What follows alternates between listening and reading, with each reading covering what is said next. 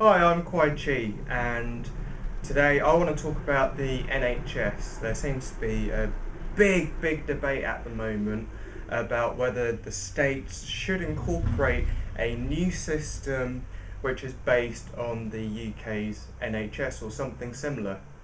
Now, the NHS was set up to be a healthcare system for all people, a socialist system where whether you were really poor or quite wealthy, you could afford to not pay anything for your healthcare treatment. Everyone is treated equally. Um, all walks of life can always get treated, whether you're off the street and you've got health problems, everyone is treated the same. Now, America's current system is you have to have healthcare insurance, and the companies are, let's say, scrupulous, um, and they dictate whether you will get your payout and who you should see. You don't get a choice of the doctor you get to go and see. Maybe you do if you've got like a gold star plan, but most cases you go and see who they tell you to see. If the doctor says you have a problem, then you get treated. Your insurance premium goes sky high, and then you can't pay the premiums, and then a few months down the line, you're not working because you're ill, and then they don't treat you because you can't afford to pay your premiums. The catch 22, and so that kind of system works for people who are wealthy, well off, or they're important in their companies. You know, if they're important enough, then the healthcare provider will bend backwards so that they don't lose the contract of the companies. So very bureaucratic system currently in the state. Now, the NHS, there are lots of pros and lots of cons. The pros are that if you do need healthcare treatment, or if you've got a niggle in your knee, or you've got a problem with you're peeing in the toilet, or you've got a chronic headache that you just can't explain, you can go and see a doctor and it doesn't cost you anything. Um, and you know, they'll see you relatively quickly, um, and you can get treated. Now, the cons of the system, the two main things are the abuse to the system and the underfunding to the system. Now, I'll start with the abuse. The abuse comes when there are three main abuse groups. The extremely overweight group, who add a huge financial burden to the NHS by being grossly overweight. Now, this leads to other problems like diabetes, heart problems, quite early on in life, much earlier than you should be getting ill. Uh, well, okay, you can get ill at any age, but the point is, if you're grossly mistreating your body, then you will also grossly have a higher risk of being very ill.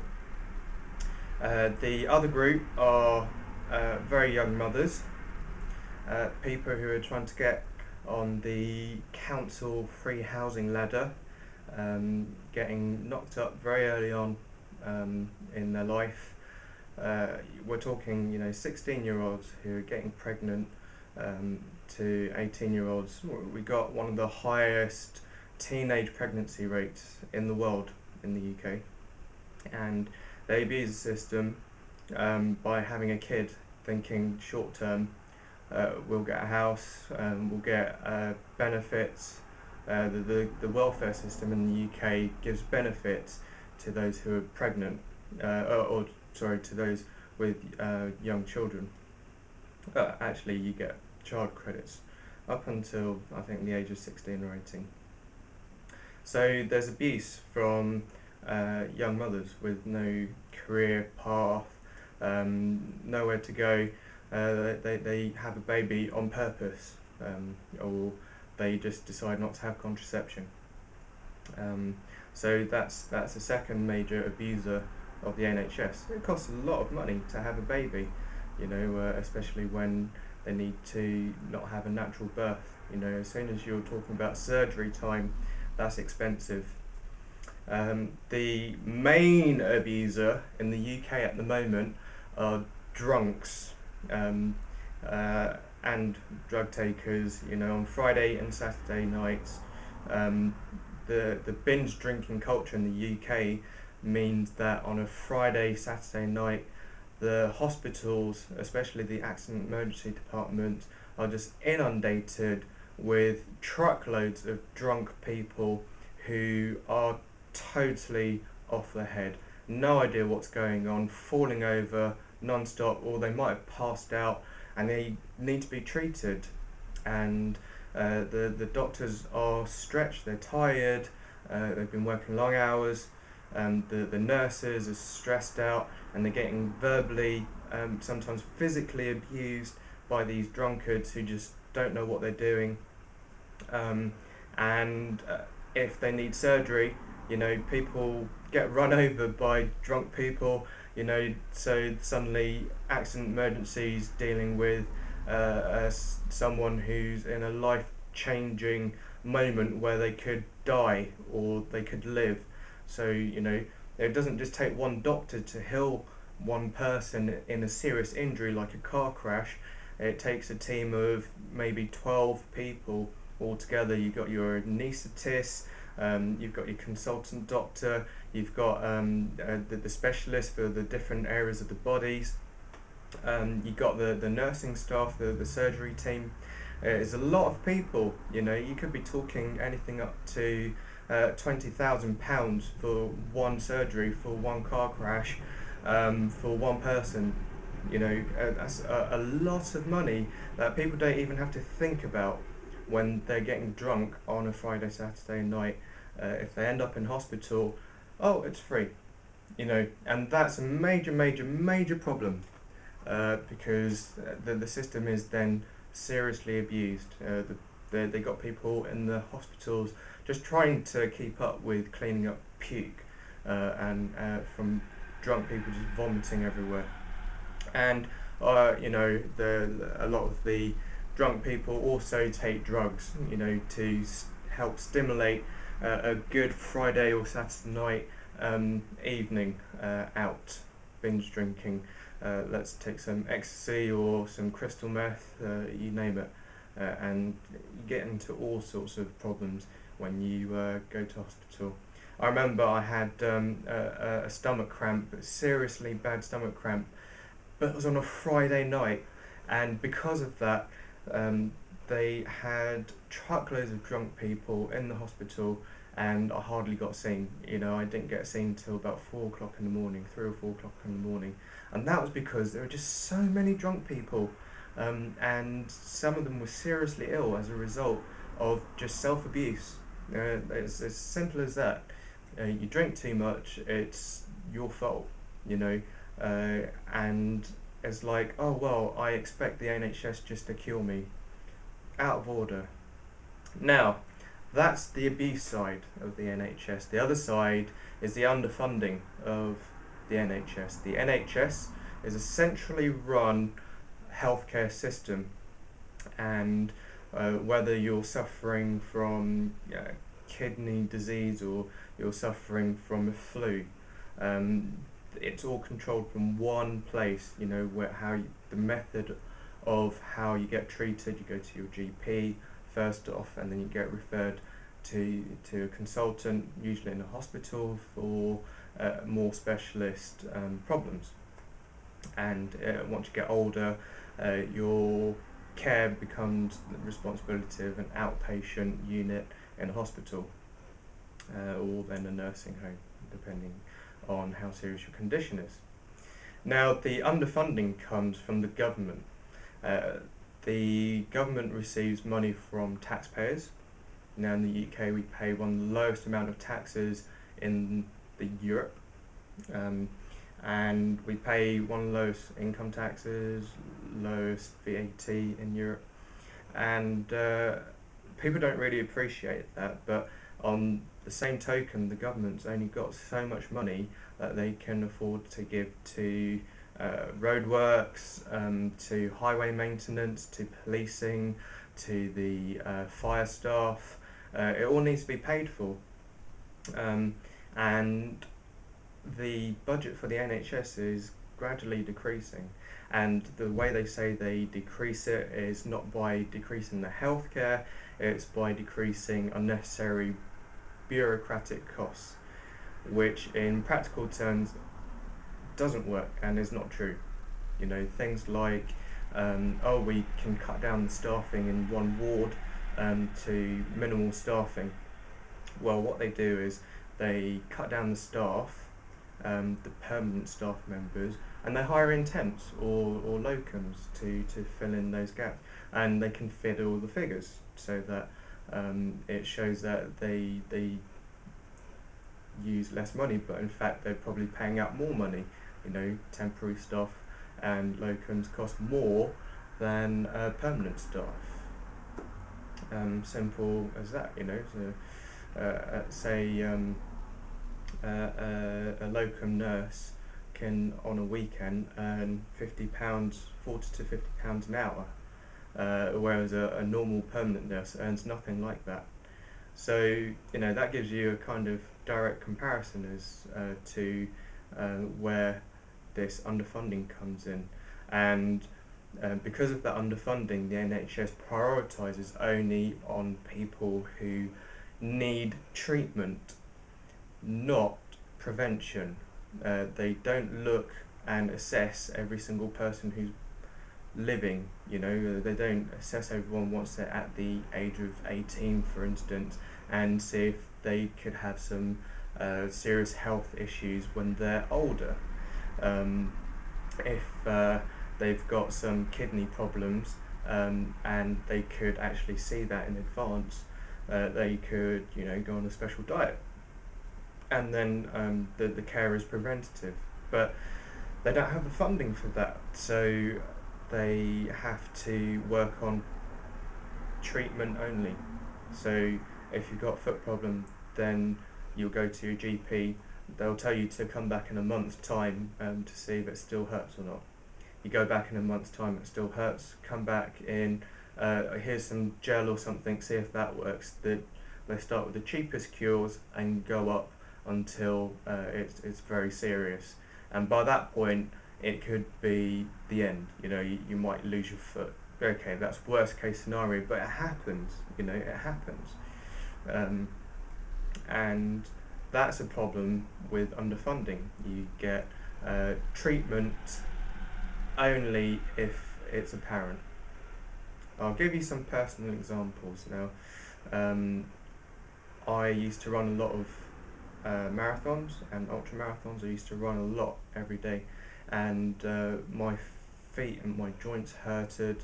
My shins really ached all the time, and I went to the doctor about it, and they said, "Oh yeah, you've got a flat foot," and they just gave me this small wooden device with a strap around it to put underneath my arch, which hurt like hell.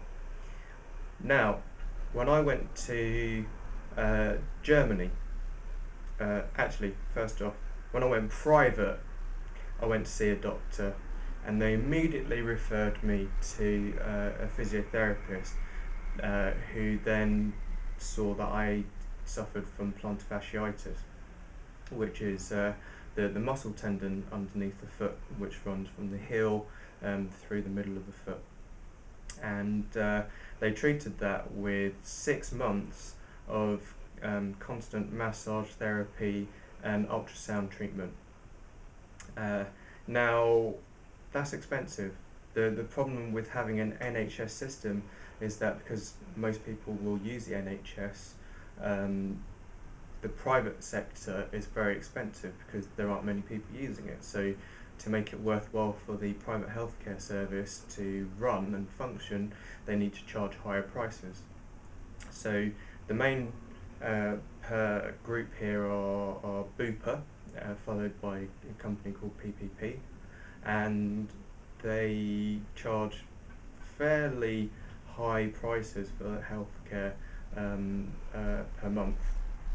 Um, okay, it's not that bad, I guess, but say you want to get a referral in the first place, if you go to your NHS GP, they're very, very reluctant to ever give you a, a recommendation for a consultation with a specialist. Very, very rare indeed. Only when things are chronic and they can't explain what's going on. And we're talking a long period here. You know, we're talking months, even years, before they actually take any action. Whereas in the private sector, you pay 50 to £80 for a 15-minute consultation with a GP, a private GP, and they will almost always refer you out to someone if they can't treat you on the spot. And they'll give you out to a specialist. Now, when I was private, it was very good. The healthcare system in the UK is great, you know, if you can afford it. I used to pay £30 a month and for my Bupa, and then whenever I had a problem, I went to my private GP, who then would refer me out to someone. So I gave him my foot example. They also do a thing, Bupa do a scheme for a lot of plans where you have a health check, and the doctor gave me a health check and checked me over for like an hour. So this is preventative care, and they saw that I had a weird heartbeat, and it could be quite serious. It'd never been picked up before, and I got referred out to a heart surgeon and be paid for that.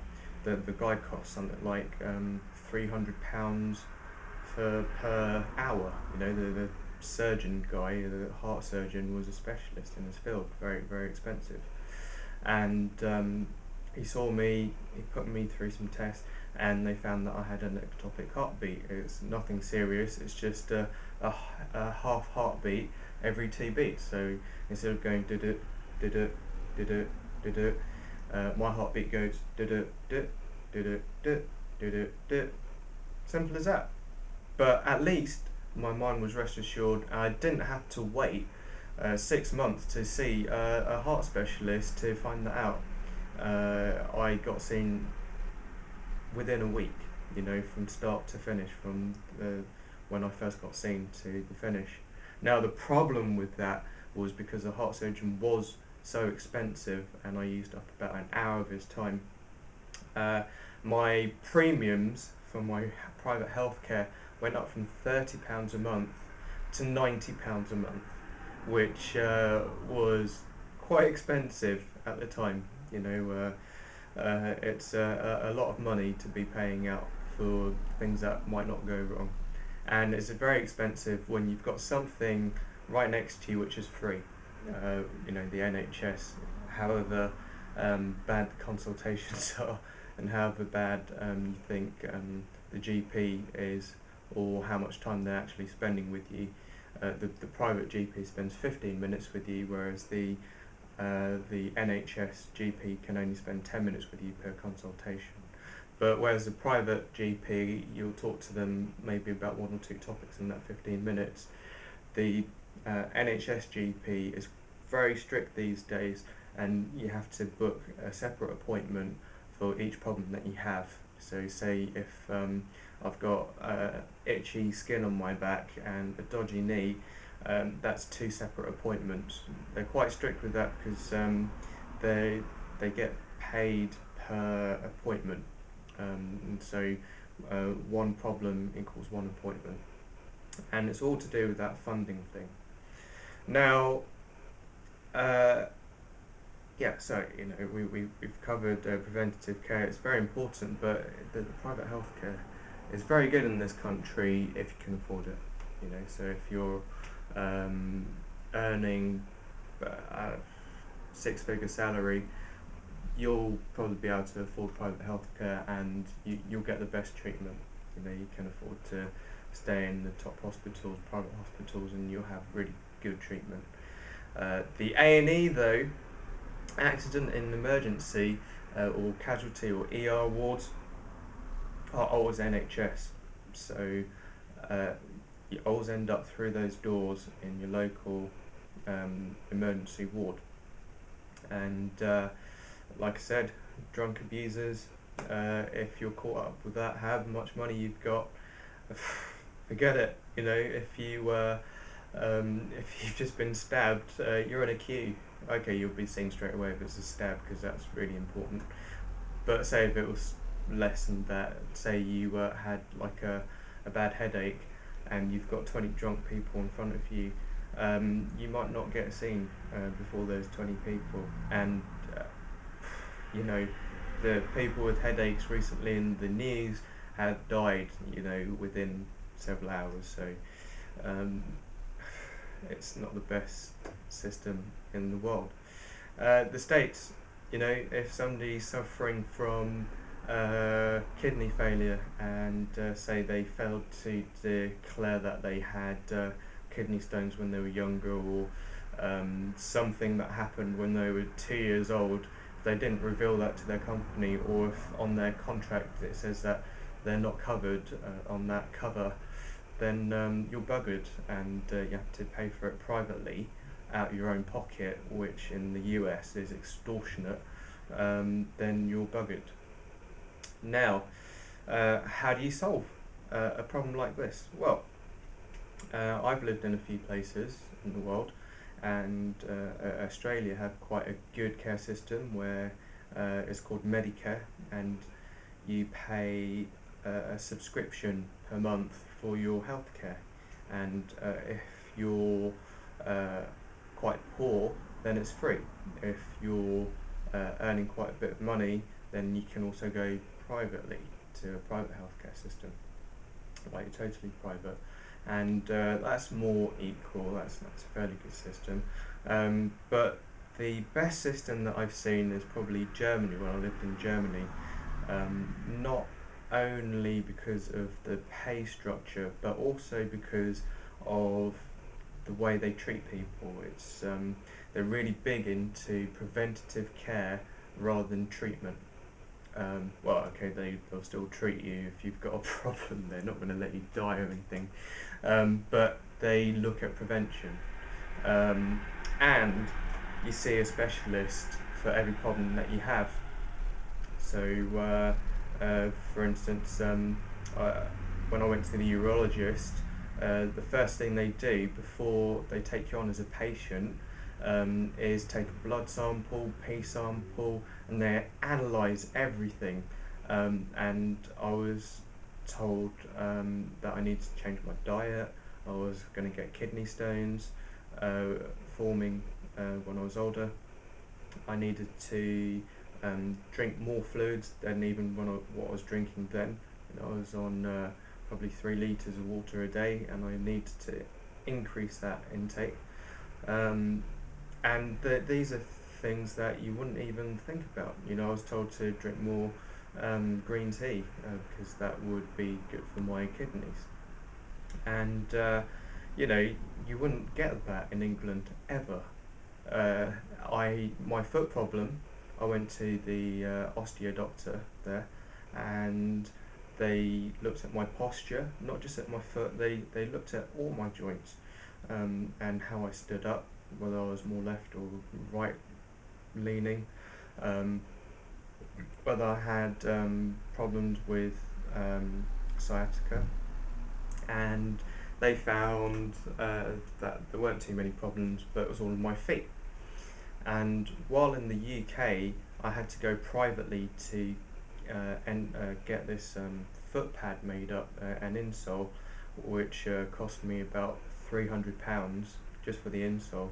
In Germany, I saw the doctor, which you have to pay if you're an outsider, from outside the country. You pay 50 to 70 euros to see the doctor, and then they give you a prescription for the footbed, the insole, and the insole is best insole I've ever had. It's got a metatarsal support. It's totally customized. The techniques that they use are far more advanced and superior to the stuff that you would get in the UK. And I got them made up. I got several made up, but he prescribed it.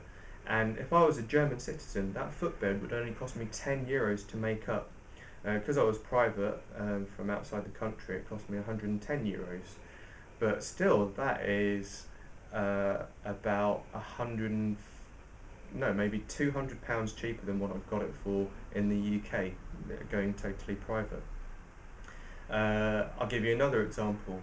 Dentistry in the UK is so hard, almost impossible to find an NHS dentist now, especially as an adult. It's pretty much impossible.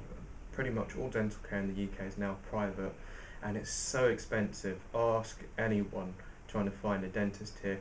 That's why the English have such bad teeth. The people in the States always go, "Oh my God, have you seen the English? They've got such bad teeth," and it's true. They really do have awful teeth. They don't look after their teeth whatsoever, and I had to go out to Budapest in Hungary to get my teeth done when a dentist here pushed too hard on my tooth and broke it. How the hell do you do that? And they offered to put in an implant, which obviously I wasn't going to accept from a doctor who just pushed my tooth out and broke it. I went out to Hungary where it cost me about £1,000 to have an implant done, whereas over in England it would cost me about £6,000 to £10,000 for a full implant. They screw in a titanium rod into the jawline, and then they put in I can't remember what the material is, like a ceramic on top, or porcelain, one of those materials. Anyway, it's basically a tooth, and they align it properly and everything. And so I've experienced healthcare outside of the UK, and it's cheaper and often better, and the prevention side of things is usually far greater than what the UK offers in the NHS. And so I would say if the states are seriously considering this system, then follow something like Germany, where they treat prevention rather than treatment. The way they pay, which is similar to Australia, where they have a Medicare system, it's very similar in that it comes out your pay, or it comes out of a private insurance, so through your company or just through your own pocket. If you're poor, it is free. So it goes from being free to a Medicare type system where you pay out of your wages, through to a totally private system if you want to pay totally privately.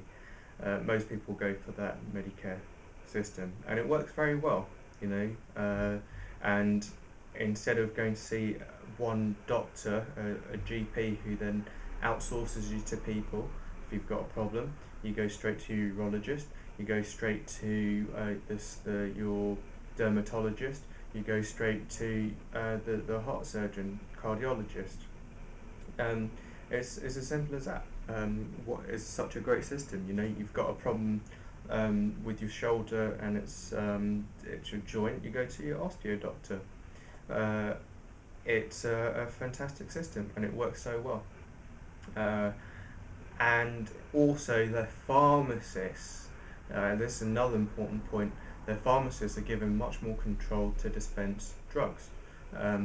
They have a greater responsibility in that they can give a patient asking a question drugs that you would have to get prescribed by a doctor in the UK, and you can't buy it over the counter. And pharmacists do a lot more than just counting pills and putting them in a bottle. or cutting up blister packs. Pharmacists train for 4 years in the UK to dispense drugs, and they are there because they have the drug knowledge. The doctors treat patients and they can prescribe drugs, and the pharmacist's there to see if the drug amount is correct, and to advise doctors if they've given the wrong amounts. Yeah, they're the control. And in hospitals, they're often overlooked, and patients, especially in the UK, have this vision that pharmacists are just drug handout people, which they're totally not. You know, they are very advanced in medicine. Uh, they know a lot more about drugs than doctors do. Doctors are there to treat people's insides, whereas the pharmacists are there to control what's given to you. And that's why when you go to your Boots or your Superdrugs or your supermarket to get your drugs dispensed, sometimes they take a while with your drugs, well, while they're preparing them. Sometimes they have to query the doctors, your GPs, to find out what's going on, because sometimes they might prescribe the wrong thing, and sometimes it might not be suitable for that particular patient. And doctors often overlook things. You know, they are very busy, they do work long hours, and the pharmacist's there to stop that happening. And in a place like Germany, they're given much greater powers to dispense drugs, so that people who are time poor or can't get to see a doctor can get care straight away over the counter. You know, you have a problem with your vomiting, they can issue you anti-vomiting drugs, which in the UK you'd have to probably go to a doctor to get that prescribed for you, which means 2 visits, one to the doctor, which you might have to book at an unsuitable time, and then you go and pick up your drugs. That's 2 visits. So the German system, I think, is the best system, and that's my conclusion. If the states are seriously thinking about moving on with their healthcare system, then if people are happy with paying for their private healthcare, then let them. You know, if like a lot of people in all over the world who can't afford their own healthcare, give them an NH style system, but make sure it can't be abused. Make sure it can't be abused by drunk people, drugged up people, people who are trying to claim welfare off the government, and people who are self-inflicting. Uh, okay, the when I say self-inflicting, people who just eat very badly, is a tight subject, because you could say that there's underlying issues there, which are making them overeat and things like that, which is true. But that's where counselling comes in. Mental health needs to be addressed too, and that's all part of preventative care, because if you go and treat the person on a mental basis, as to the underlying reasons why they're overeating, then you can prevent them from getting diabetes or dying from heart failure at the age of 35. So if they want to adopt the system, then make it free from abuse, and also give it loads of money, loads and loads of money. And the final abuse is when people sue for millions of pounds or whatever for the treatment. Make it, well, it's difficult. You can't make it more difficult to sue people, because sometimes the doctors are just blatantly negligent, but at the same time you don't want to end up with a problem like in the States currently, where you can't have a baby doctor at your birth, because it's too expensive. That's ridiculous. So you need to weigh it up so that there's a proper course of action for a complaints procedure, rather than just going straight to court and suing the doctor for 10 million quid.